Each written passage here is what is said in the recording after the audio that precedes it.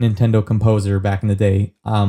Myself, if I'm the producer of this game as well, I basically just threw down a bunch of songs on a table and said, make an NES soundtrack out of this stuff. And so the guy would have to, the composer, who's also me, would have to then just like disseminate all the information and be like, okay, well, this is what this will sound like NES, and this what this will sound like.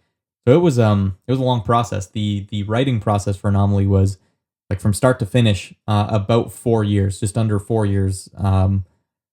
Which is some songs, writing chiptunes is such a pain in the butt.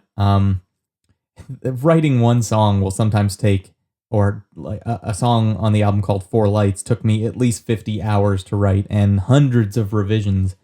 And that's a lot of me sort of coming up with a protocol and cross-referencing from start to finish. Like, does this adhere to the protocol? And there's like, I mean, for as long as the album was, there was about 2 times as much as that I cut, just because it didn't follow right. Like, I've coined this phrase, musical instinct, and that's where if I was to play you a note and just be humming you a note, I would your musical instinct is what is the next note that you would like to hear, and everyone's should be different, even though there's only a set number of notes. Like, if you keep going after every note, like, now what do you want to hear? Now what do you hear? That's how you start kind of getting a fingerprint of your musical taste, like what you like in music. And what I like in music is, I can tell you this for a fact, when I'm just letting myself go without coming up with protocols or adhering to protocols. Like, I write stuff that sounds closer to Melodia di Infinito, which was my first chiptune album. That was me basically just going off the rail, where I said, write a song in the Lydian scale. That was like the only criteria I had. And then I would just do whatever I had to do. Or like write an Egyptian song, blah, blah, blah. But when it came to write death metal music on a medium that does not really support this mood, it took a long time to make sure everything sounded like it fit. And there was a lot of stuff that didn't fit, and I had to cut it all begrudgingly, because that's kind of the problem with my musical instinct. I tend to like the things that didn't sound like they fit on the album. Like, those were my favorite parts, but I would have to sit and really analyze the parts that were in there to see, like, well, this part actually fits the concept, so I'm actually going to take the part I like out. And like, by the end of the album, I'd actually really understood what I wanted to hear, but it took a long time. It took 4 freaking years to sort of get to the point where I was able to know what would sound right or not. And so my writing process got faster and faster as I went. It started out very slowly as I was writing those protocols, just because I didn't know how to disseminate my own. I guess my will was interfering with the concept of the album, but that was kind of what I decided on. The concept was the most important part. Like, I didn't just want to jump out there and be like, here's a floaty Norn Rad track, because like, it's just what came off the top of my head. Like, it was the concept was what I wanted to exist, and that's kind of the hardest part. Like, if you want something to exist, you need to work at it, to make sure it exists. Like, so I'd actually written it out in my head. Like, this is what I want to exist, and this is what I have to accomplish for it to exist.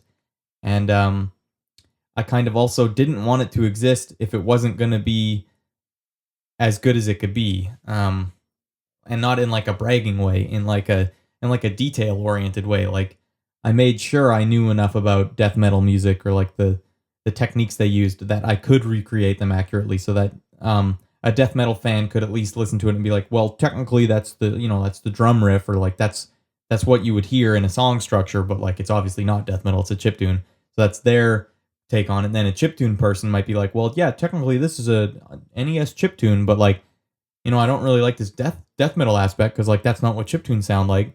So it's kind of, that was where I got the name for the album, kind of like a pun on that. It's an anomaly that, like, if you like death metal, almost by default you don't like chiptunes in the traditional sense, because they're always really happy sounding. So although a lot of us grew up with chiptunes now, so we do actually like both those things, like me, for example, but all the people who like Anomaly also.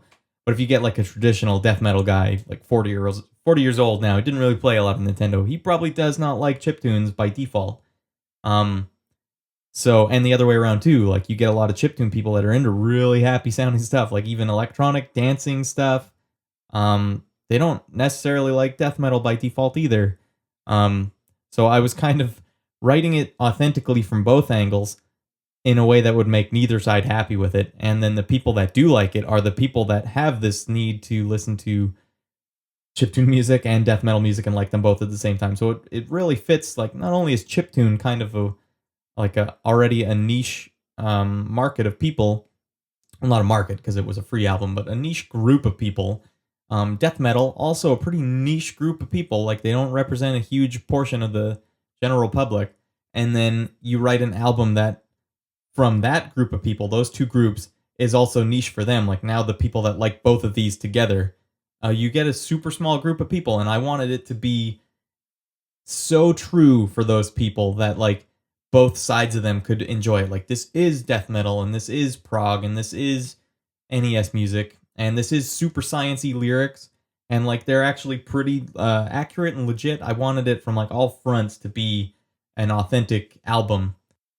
And with a concept like this, really the only way to have it be authentic would be to make sure you understood both genres well enough that you could convert them between each other and have like people, fans of those genres, respect it. You know, like, okay, I see what you did there and I appreciate that. And the the funny thing is that the only way that the fans can appreciate it is if they also already appreciate the genre you convert it to.